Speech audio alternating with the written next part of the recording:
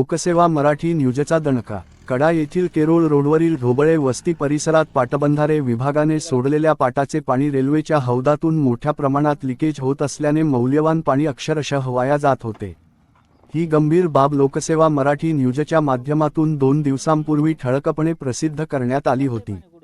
या बातमीची दखल घेत इंडियन रेल्वे प्रशासनाने तत्काळ हालचाली सुरू करत संबंधित ठिकाणी पाहणी केली आणि तातडीने दुरुस्ती कामास सुरुवात केली आहे. पाण्याचा अपव्यय थांबवण्यासाठी आवश्यक उपाययोजना वेगाने राबवण्यात येत असून प्रशासनाच्या या तत्परतेमुळे परिसरातील नागरिकांमध्ये समाधानाचे वातावरण आहे.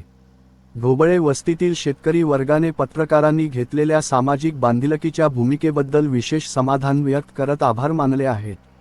जनहितासाठी आवाज उठवणाऱ्या पत्रकारितेचे हे उत्तम उदाहरण ठरत असून लोकसेवा न्यूजच्या प्रभावी वृत्तांकनामुळे प्रशासनाला जाग येऊन प्रत्यक्ष कामाला सुरुवात झाल्याचे चित्र दिसत आहे.